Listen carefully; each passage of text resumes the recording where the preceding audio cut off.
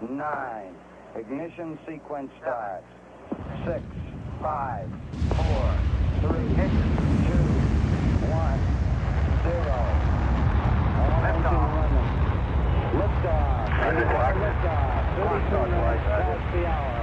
Liftoff on Apollo 11.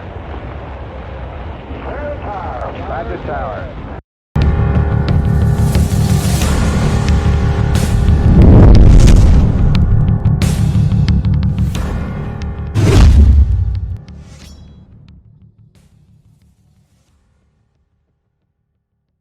Welcome to the Alien Probe Podcast. I'm Doug. This is Matt. We have Ron and Mark. And what's the name of the book? Come on, Matt. The High Strangeness of Bigfoot. And you guys wrote the book together, right? That's correct. What's the year? When did you write this book? We started writing late last year, right, Mark? Yep. And we finished it up around, I guess, January or February. Okay. That's fast. That is pretty quick. How many pages is it? It's around 150 pages, 180 pages, something like that. Oh, okay. In some ways, you could just say the book wrote itself, right? And which is in a way a testament to the book's idea of a presence that has been guiding humanity subtly for the last 50,000 years. So I can't really talk for Ron, but I can talk for myself and say there were moments when writing this book and helping Ron write it where I felt like the words were effortless in trying to explain something. And I would say that was for most of the writing for me. It was a struggle for me. I just struggled and struggled. So, yeah. Did you guys both experience this phenomena? Is that how this came together? No, I'm the experiencer of the content of this book. Mark brought a historical perspective. I made a movie, too, called The High Strangeness of Bigfoot. Okay. How's that for original title? Yeah. So it's been out for a couple weeks, and it's got over 72,000 views. Nice. Wow. And this is going to blow your mind. What would you say? I can look at the analytics on YouTube, right? Yeah. Which means, how many people are watching, what age groups, where are they, what are they watching, What would you say would be the predominant age group that would be watching this movie? I'd say over 50 years old. Yeah, but now the younger with us, we're starting to get an influx of 20s and 30s. What are you guys saying? So over 50% of the people are from teenagers up to 20. Really? Blew my mind. That's good. Yeah, Every other demographic, is about equal after that. We're experiencing the same thing. But men, what in the heck is that about, huh? That's a good thing. Well, they're opening their mind to the other possibilities. Yeah, it's really cool. I was shocked, I expected old men like us for. Well, yeah. We go to the MUFON meetings, and there's normally just older people there. There's not a lot of a few younger people walk in, but yeah, that's what I figured too. It was older, not just older, but older. Yeah, exactly. You know what I mean? So I mean, we're in the MUFON thing. We're trying to get people, somehow they're younger to get attracted to this because all these topics are, we think, somehow related. They don't even allow us to talk about cryptids in the meetings because they say it has nothing to do with UAP or ET phenomenon. I think they're related in some manner. Yeah, they all come under one umbrella. That's the main hypothesis we got going here. Right. Is there specific evidence or witness accounts that you would say it's more paranormal than biological?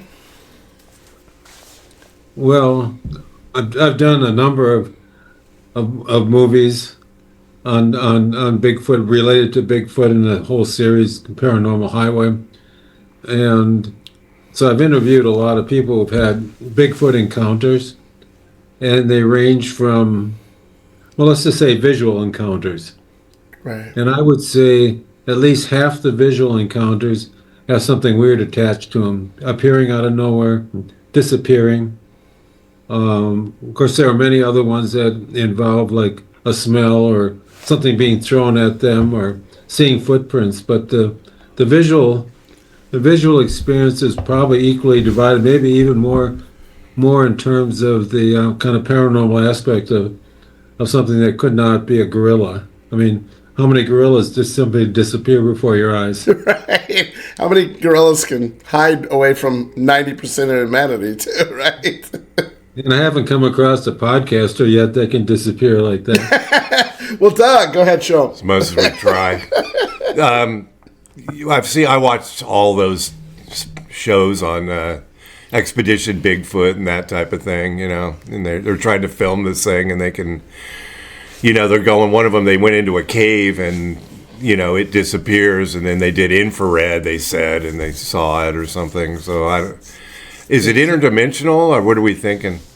So that's the question I always get, and my answer for that is that interdimensional is a scientific sounding word, but we really don't know what the heck that would mean in reality. It's kind of like quantum. Those are two words, and it must be science, but we can't say what it is. You agree, Mark? Absolutely. I would expand on it just a little bit, though, and that is that when Ron first started investigating the Bigfoot phenomenon, and he and I wrote the first book on the alien Bigfoot connection revisited, there was a group of people and a movement within the paranormal community that was moving from Bigfoot being a big hairy creature swinging through the trees of the Pacific Northwest to something more interdimensional as a way of trying to explain it, which was what Ron was saying. It's a term which basically doesn't explain anything. Right. And that term interdimensional sounds really nice, and it's like, okay, now we can put Bigfoot in this box over here and we know what it is.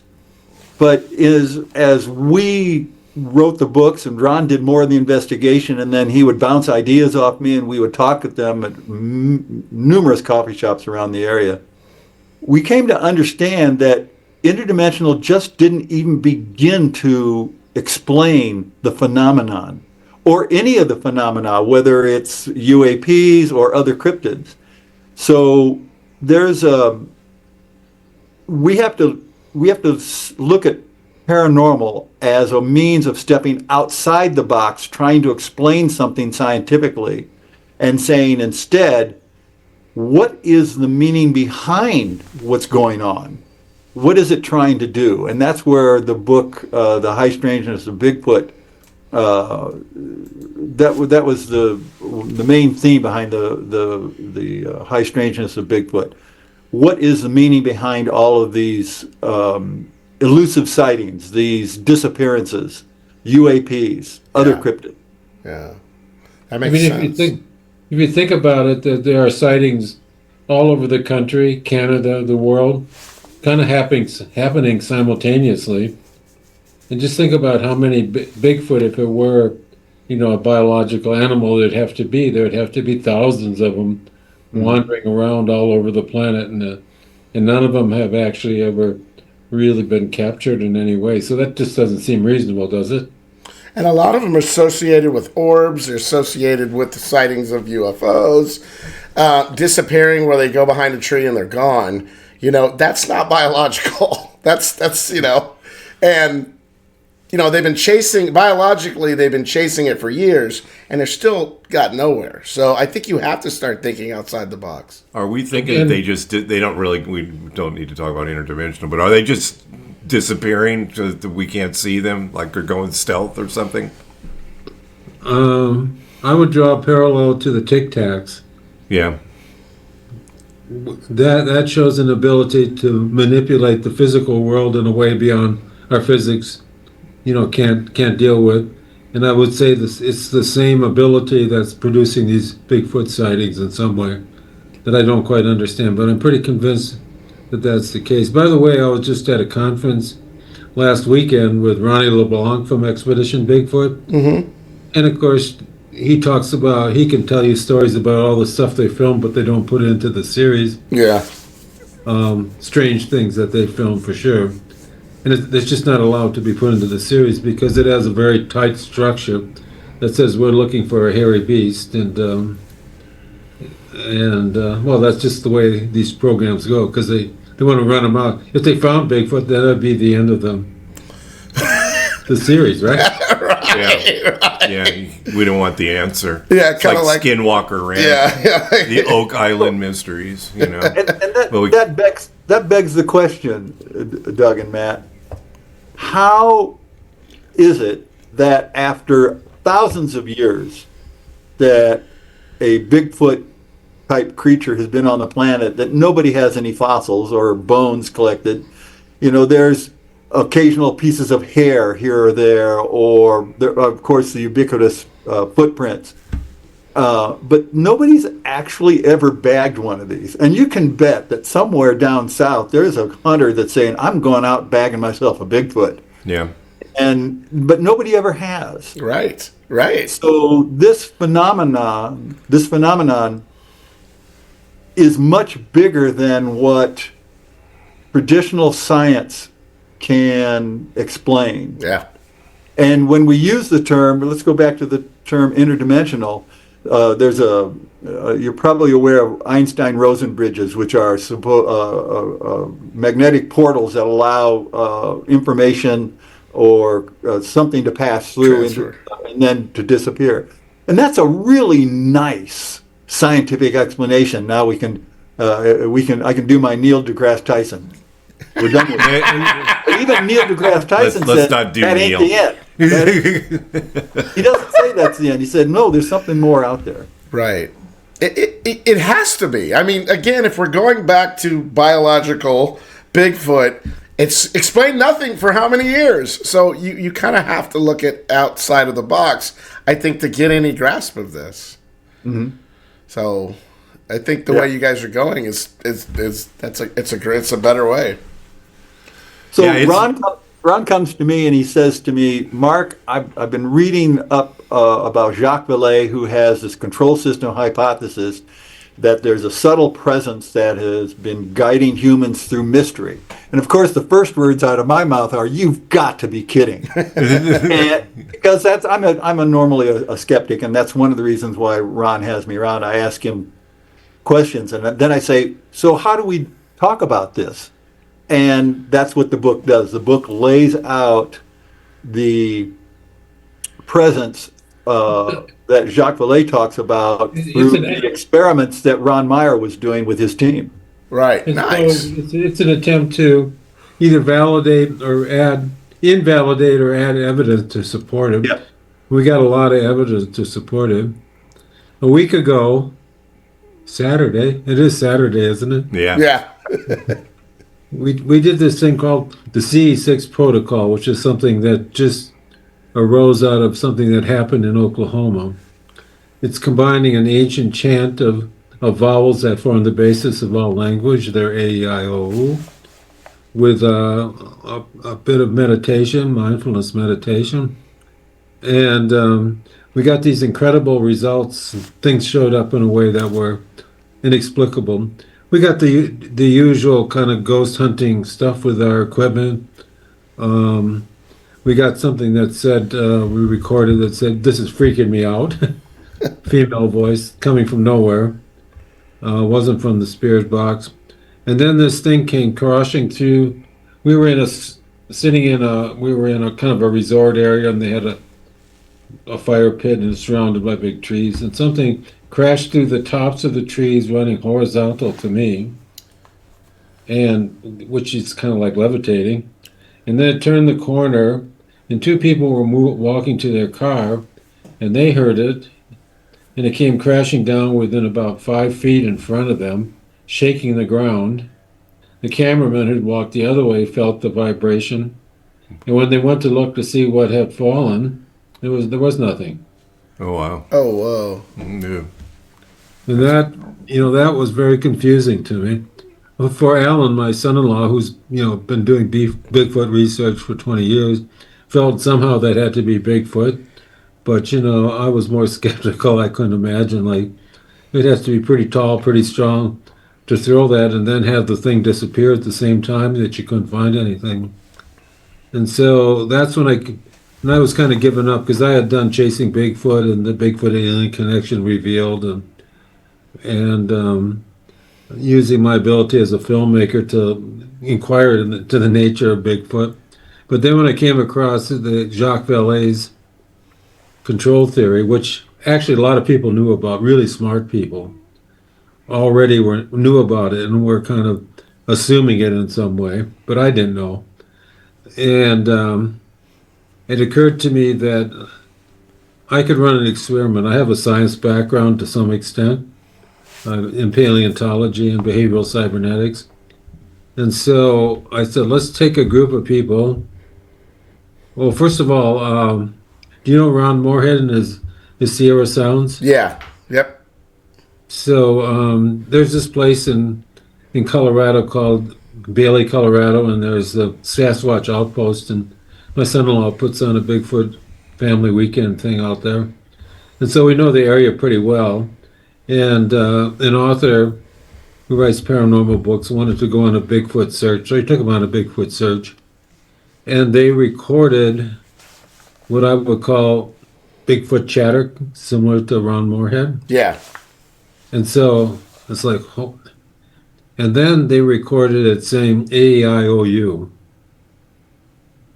And they didn't record it, they heard it, two people who were, and one of them had no idea that I had used that vowel thing in meditation, in Oklahoma a year and a half ago. And he said he heard that. And, that was like pretty freaky, of course. Right. Oh, yeah. Associated. Right. And so that's when I said, well, let's go to this place. And we call it Church Creek because there's a creek there called Church Creek. That's pretty original, huh? It's kind of an open area in the national forest where the creek ran. It's usually dry because it's dry. And there's a tree line. And so I brought a bunch of people, 9 people with different backgrounds, to do what I call the protocol, which is a meditation and then the chant, a meditation and then the chant, and see what happens. And we recorded a lot of Bigfoot chatter.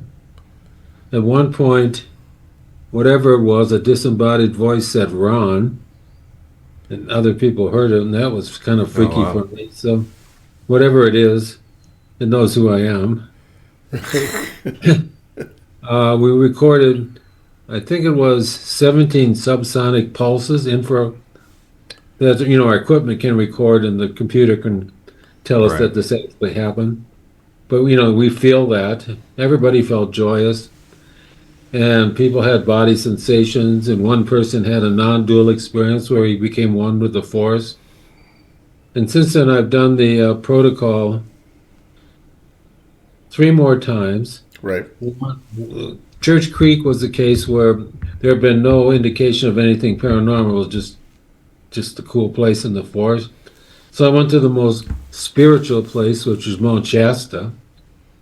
And there, let's just say the presence showed up as raven calls that were inappropriate. They started at the beginning of the protocol and ended none before, none after.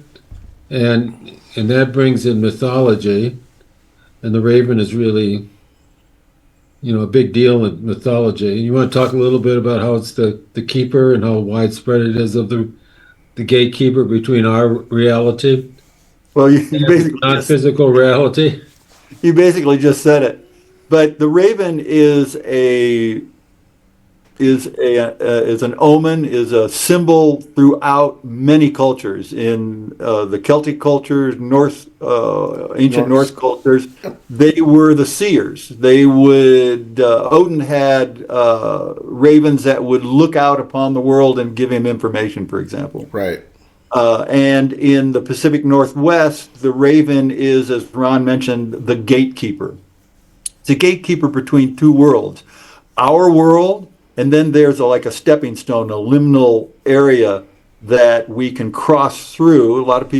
Some people call it like a non-dual experience, but you can cross through to the other side and get information. And that raven can help you get through, can help you come back. So the raven is a powerful symbol in so many cultures that when Ron's group experienced these raven calls, and Ron and I were talking about it, my first response was, you had something very special going on. Yeah.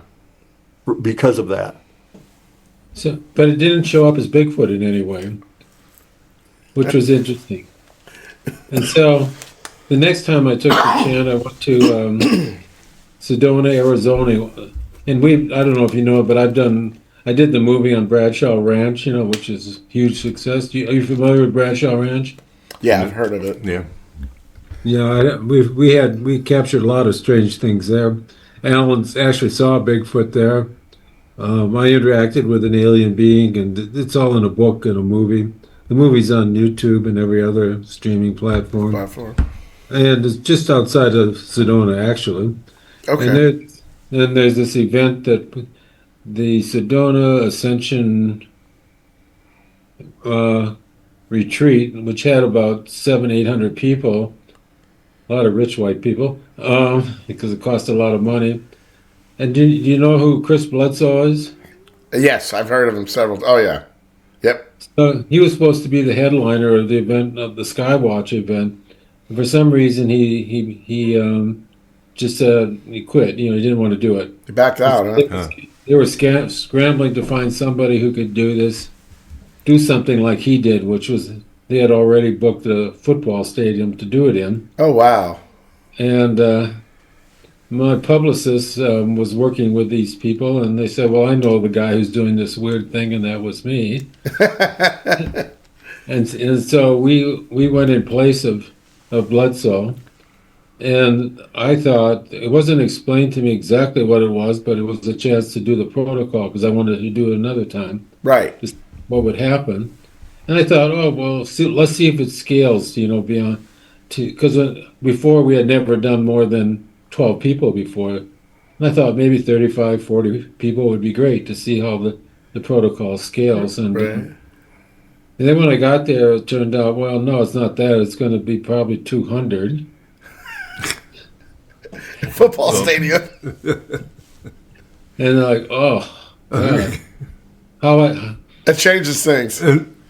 Yeah, and so then we gave a talk in advance that kind of laid out what the protocol was, and of course then more people wanted to go, so I don't know how many, but certainly over 200. And then when we got there, we had a plan for doing it, but what I didn't realize is that we didn't have control of the lights. It would be on or off. On or off? Only once. So it was on. And I got through the first little introductory thing where I do something called the Namaste practice. And then I said, okay, turn out the lights. And it was pitch black because it's a dark sky city. I couldn't see a damn thing. It's like, oh my God, what am I going to do? But I kind of improvised. And a couple of the things what showed up was not Bigfoot or nothing like ravens. What showed up was stuff in the sky. People took pictures of like motherships and triangular craft. And at one point, so what I do is when I do the meditations, I ask people to kind of isolate a kind of thing that shows up in our mind, our experience, like body sensations. You can have you get an itch or, a pain like us when we get old and, feel temperature and so on. And it's easy to kind of focus on that. And of course, breathing is an easy one because you're doing that all the time usually. Or maybe you guys don't, but I do. So, and I barely use vision because vision is so dominant. It's hard to isolate, that just to see vision and not experience anything else. But the follow-up to each of these individual units of protocol, I usually have an interactive period where people communicate what occurred for them. But it was in the dark, and we could not form groups. It's too dark. Yeah, and so I wanted to do one more, and I wanted to do the chant really fast and loud, which Alan suggested I do. So I was stuck with telling everybody to look to the sky, and instantaneously, 4 fast UAPs went back and forth like this. Oh, wow. Nice. At the moment I said look to the sky, and I got video of them. I can send you a link to a Yeah, private YouTube. definitely. And they're going as fast as the TikToks. It's a heat signature, it's a thermal. And one goes like this, slows down, and then shoots off. Nice. It shows intention. It's kind of beyond coincidence, isn't it? Don't you think that Absolutely. to show up at that particular point? And then people have been sending me some of the stills they took of these things that occurred in the sky. So the presence is showing up now as UAPs in a Right. particular way. And not to say that people didn't have, feelings and all that sort of stuff, but it's hard to do an interview with 200 people, especially when you don't know who the heck they are. And then last weekend, we went to Eureka Springs, the UFO conference in Eureka Springs. Uh-huh. And there were about 700 people there. And we gave a talk on this subject. And I said, well, if you guys want to join, we're going to do another one nearby at this park, which I miraculously was able to arrange in like one morning. And 60 people showed up to my surprise. Nice. And in a way, nothing much happened. But there's this guy who's connected to Jacques Vallée and all these really smart people. He's developed a device that measures all these environmental things, from gamma rays to pressure, heat, the gyroscopic, magnetic, electromagnetic, and the phenomena took control of all these variables in a way that's just unbelievable. I mean, it's crazy. I asked my AI, what do you think of this? They said, well, this is the most remarkable physical event on record, if anybody were. So it took control of X, Y, Z, the Z axis, we were moving like we were moving space and time. Right. And then they started when we started and just stopped when we stopped. Nice. No, So interesting. the magnetic fluctuation was like this, and the minute we started, it was going like this. Everything changed. Maybe you ought to Wow. start doing tours with us.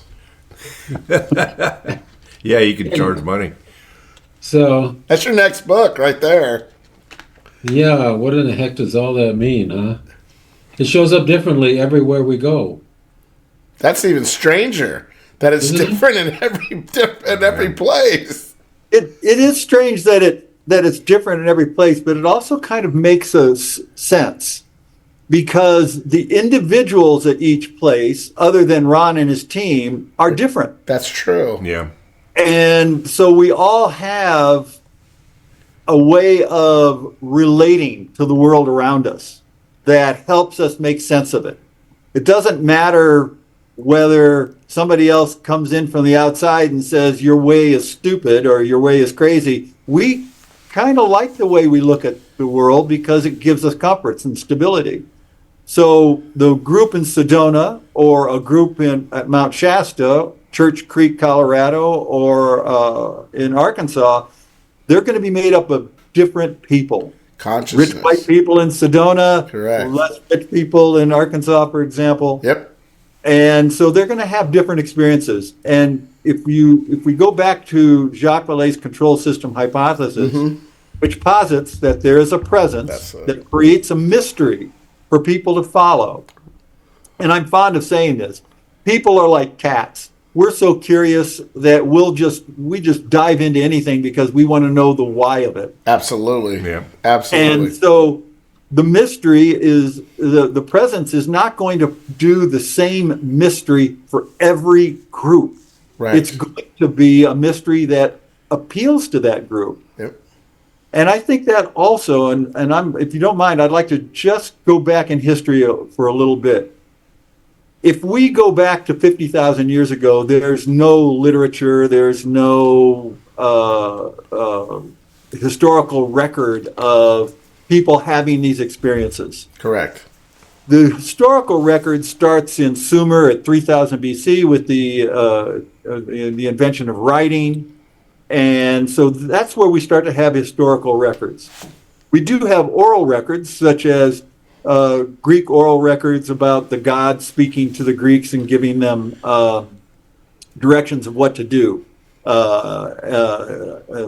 Odysseus having a patron god that helps him on his voyage back home after being in the war against Troy for 10 years. As we come a little farther forward, let me back up a second. What I'm talking about, though, is very individual experiences. Correct. And those individual experiences make literature. They're in the Bible. They're in the Quran. They make literature. So as we come forward through time, individuals stand out. Let's go to the 15th century and Joan of Arc. She has a vision from God, and the next thing you know, the English are getting their asses kicked and kicked out of France. Right.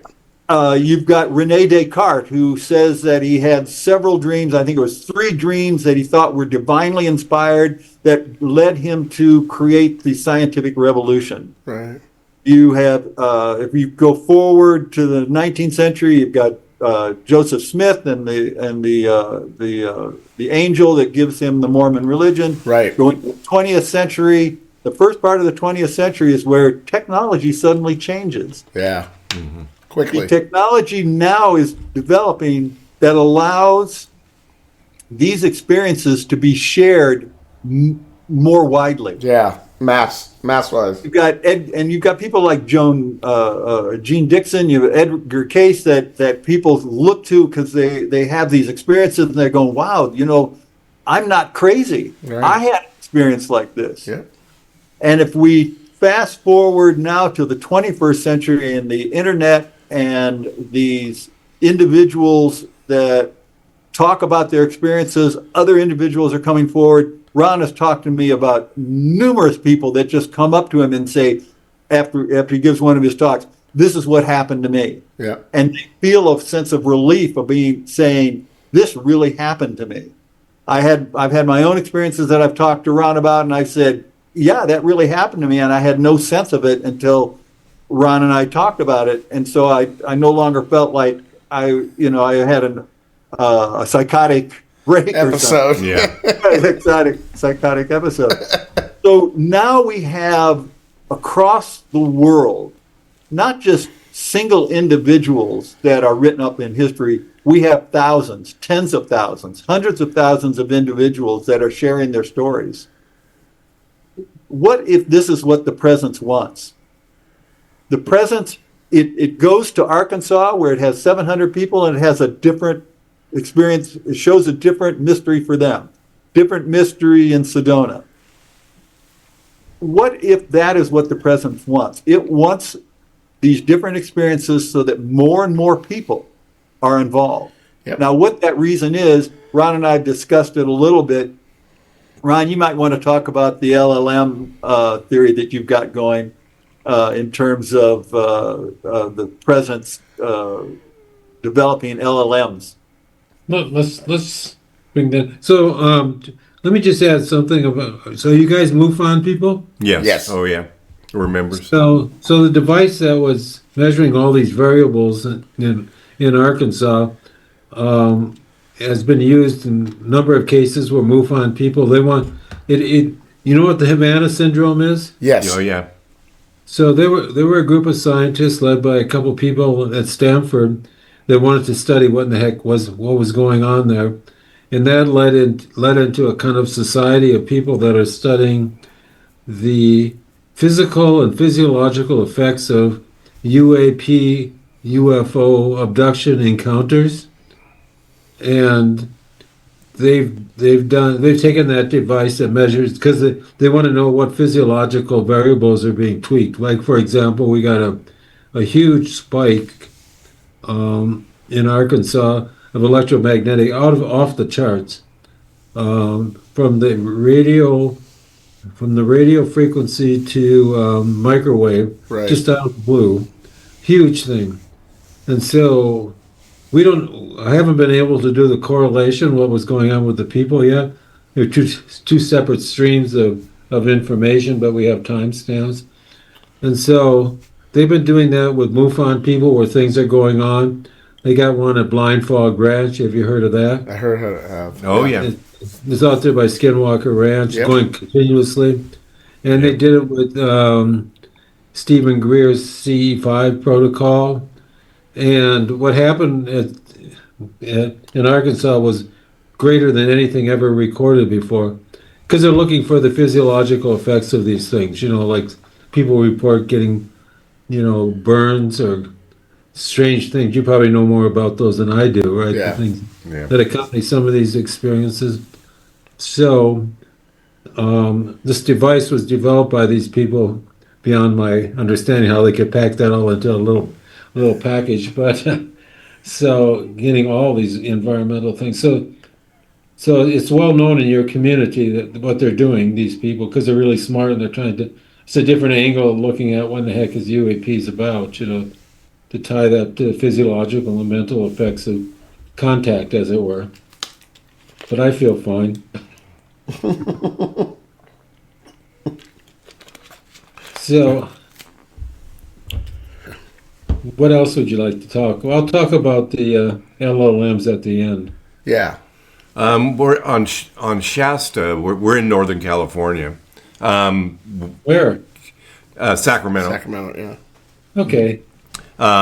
We're about. I mean, you don't give me an exact location, but whereabouts on Shasta did you? Was that experience happening? It was a place called Ascension Rock. I think I've heard of that. Associated with remember St. Germain. Yeah. It's probably the guy. Well, I hired somebody to take us there, a spiritual site guide, Yeah.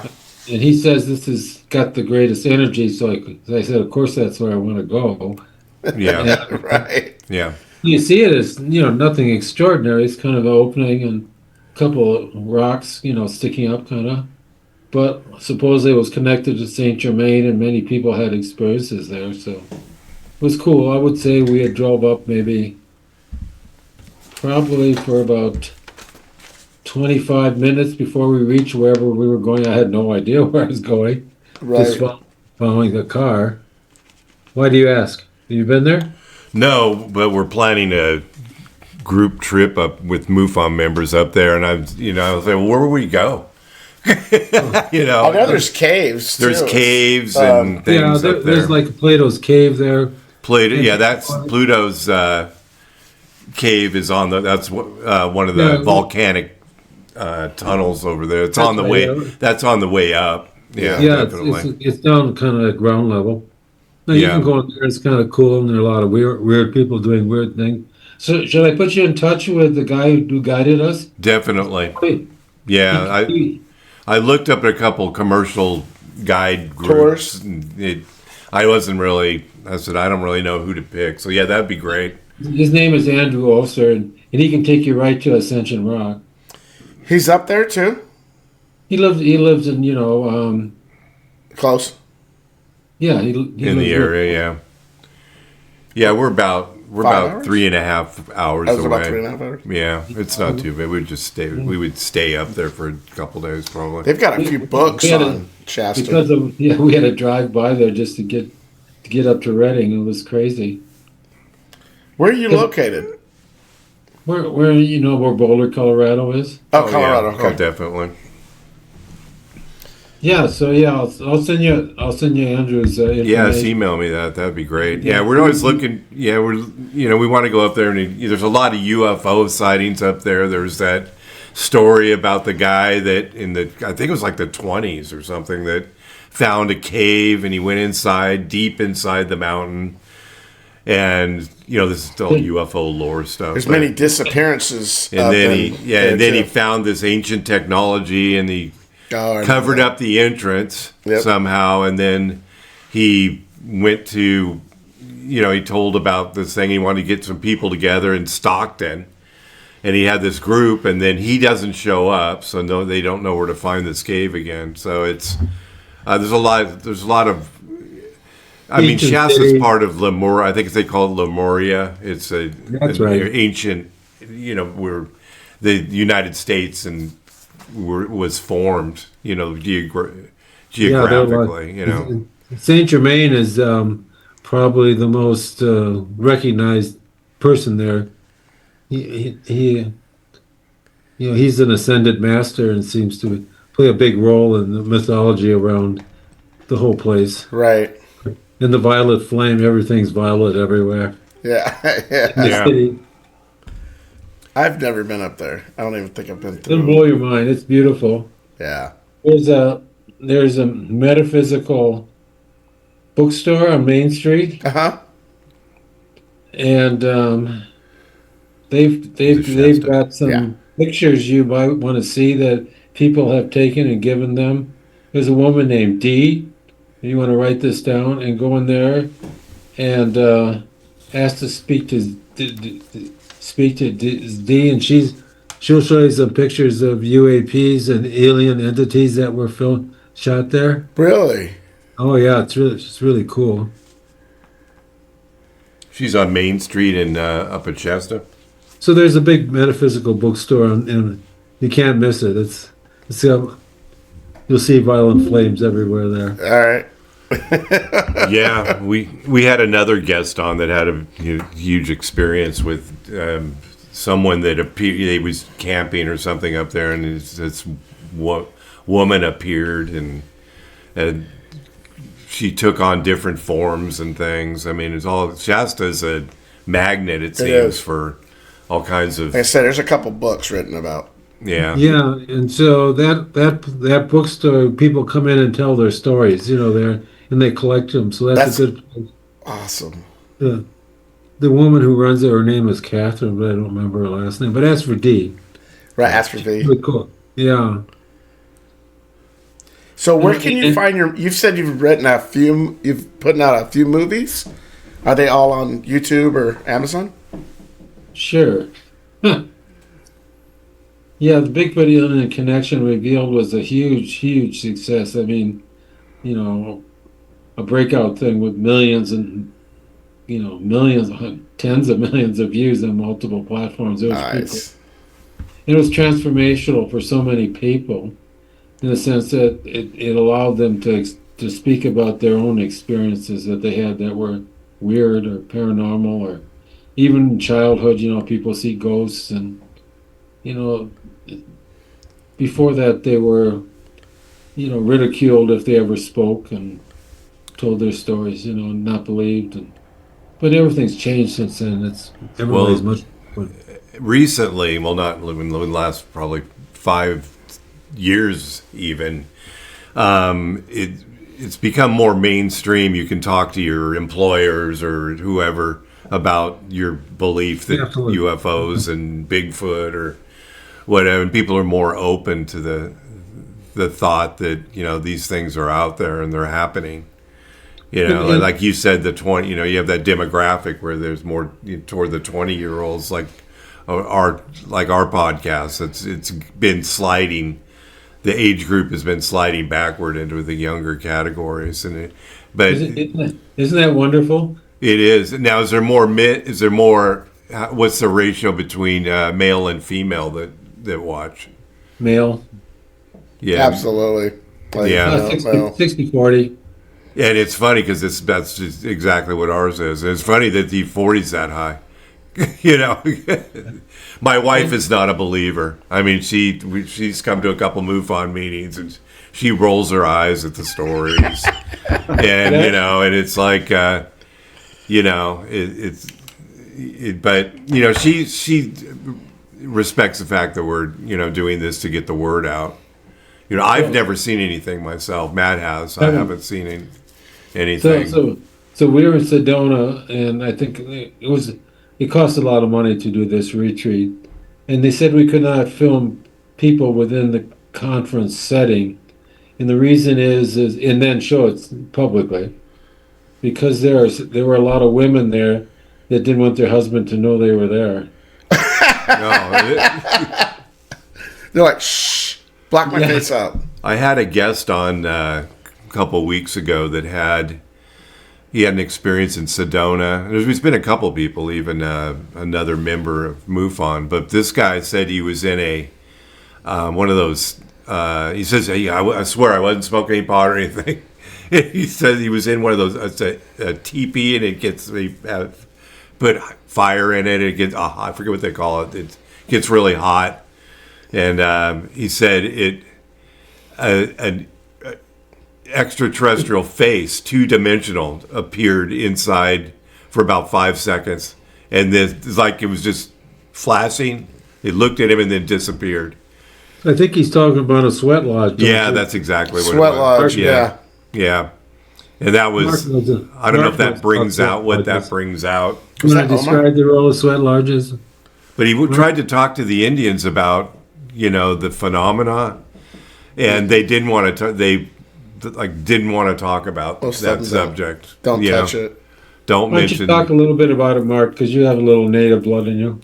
What do you think? What do you think, Mark? Well, among Native Americans, if there isn't somebody who introduces you to what we refer to as a medicine man or Star woman, people, then it's very difficult to get them to open up to you. it really is. I lived in Arizona, and I could get nobody to talk about it. And we were filming a homecoming ceremony among the Comanche down in Oklahoma many, many years ago. And Ron happened to talk with an individual who was friends with one of the local shamans. And only because Ron and this man had a good conversation, a good connection, would he be introduced to the shaman. Now, here's the best part of the story. We interview the shaman for a series that we're doing on Native Americans. We get done, and the guy is talking. There's three of us. There's a cameraman, Ron Aerosmith. Ron is there, and I'm there, and I'm basically the guy that totes all the equipment around because of them. I was the youngest by only by, the mule. Yes. I was only by 5 years younger, but yeah, I get That's enough. Yeah, you got picked. but it was great though because I get to participate and listen. Right. So we interviewed this shaman for about 45 minutes, and he looks at us and he says, "We're done." And he looks at the cameraman and says, "Turn that off." Cameraman dutifully turns it off, and he says, "Now let me tell you about what really happens in a sweat lodge." For the next half hour, the three of us are like Cub Scouts at a bonfire listening to talk. Wow. And when he gets done, he looks directly at Ron and says, "If you ever want to experience a sweat lodge the way they're supposed to be, because it's like coming out of the womb. When you go in, you come out different. Yeah. Like being reborn." He says, "You come to me." Oh. So through Ron, we had that very special connection that very few people get. That's right. And Ron seems to draw these kind of people to him. I'm not positive whether he's got some special pheromones going on or something else. He could be. It's a soul. It's a soul force. I mean, Ron and I became friends immediately when we met on the mat in Aikido about 40 years ago, and we tried our best to beat the crap out of each other, but then we became really good friends. Hey, that's a good thing. Ron, are you a musician? No, I'm not, but Mark is. Yeah, I was going to say. Mark. Well, there's a theory that people that are musically inclined are drawn to these phenomena, or the phenomena are drawn to them because of the way their mind works musically. Like Matt's a musician. I played guitar since I was 11, and I've had like 6 or 7 sightings. So yeah. So at the Church Creek site, one of the things that showed up in an auditory thing was a beat out of nowhere. Bump, bump, bump, bump. Oh wow, yeah. Like everybody could hear it, and it was somewhere. I could play it for you. It's in the movie. You'll hear it in the movie. Really? Yeah. And I so have to this watch is a this. perfect entry into the LLMs. So one of the hypotheses we're working with is that everything changed when we got language. Before that, we were just a bunch of monkeys. Correct. Yeah. Scratching on the ground. And now we have a second example of, of something else that can deal with language, and that's the large language models. And the way they work is that it works just with the symbols. Let's call them words for the moment. They call them tokens. And there's the architecture is autoregressive. It's just the whole thing is based on the statistical relationship between words. That's it, nothing else. Like you rarely would relate hat to tongue, right? Right? Yeah. You would relate better to the head, or hair. And so that's an example. And these things can change by the way we have experiences. And so this autoregressive nature of them. And so what they're doing is that, like music, and music that when you're doing bum bum bum bum, the next note has to be something that kind of fits in with what just happened, right? Right. You know that, right? Relative. Yeah. Yes. Yes, and so music is Scale. probably one of the most autoregressive aspects of something other than language.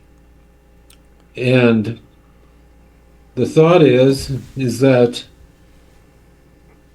for people, ancient people, running, that they began doing something like beating a drum or a log or something like that, and that would bring the group together. Because in order to create language, you need a bunch of people to kind of agree that this symbol means hat. Not that they had hats back then. You can't just do that by yourself. You need a group. Right. It's maybe the original organizing principle for the beginning of language, which could happen many times, Right. would be music, Yep. the beating of the drum, telling of the story through the drum or the hunt. Mark loves telling that story because he likes telling fictional stories like that. And so, since we're coming up on the hour, right now there's a pretty good suggestion that the reason you and I and the four of us are talking is that we have an LLM running too, that all our thoughts are based on an LLM, just the statistical relationship between words. Right. And the words themselves or the written words, none of these things, they're all just a map. Because, by themselves, they don't mean anything. It's only because, we as people agree that a hat is something like you guys have in your head. Oh, I didn't put mine on. I was going to. Shit. And so I think that changes a lot if that's really true. Yeah. It changes what memory is. So LLMs do not have any memory. And memory, we thought, they thought the brain was like a computer, but now we know the brain is nothing like a computer. And a computer takes memory, it stores it someplace, and then you got to retrieve it and pull it back. There's nothing like that going in LLMs. They don't have memory either. Right. It's only this relationship, which can be modified. Anybody watching us and us talking now is going to slightly change that statistical relationship. And so I think the way the presence in some ways drives everything forward is because we have language. It began the process because now we can create mystery. My dog doesn't have any mystery, I think, about anything. There was people working in the house and was very upset that these people were here, Went outside for a walk, back to the walk, and forgot all about the people. Minute they go back, it changes because they're just present, but we can dissociate ourselves that way because of language. We can remember things language-wise, and so that's part of the scenario that seems to be going on with this ancient present. It relates somehow to language, Yeah. in a slightly different way than before. And it's the way a conversation evolves and goes farther, because the four of us are relating statistically the next word that comes in. which brought up an interesting thought I just had. The word non sequitur, which we all know what it means, Yeah. Right. has an extreme amount of power to it because suddenly somebody is changing that statistical relationship. Yeah. Going from talking about LLMs to horse races. Yeah. And it's like, Yeah. where the hell did that come from? If you started telling us about your teenage experiences out of the blue right now, that'd be pretty weird, wouldn't it? Hopefully Matt and Doug will cut me off before that happens. No, we want to hear that. Doug's like, yeah, go ahead, do it. Go ahead, bring it.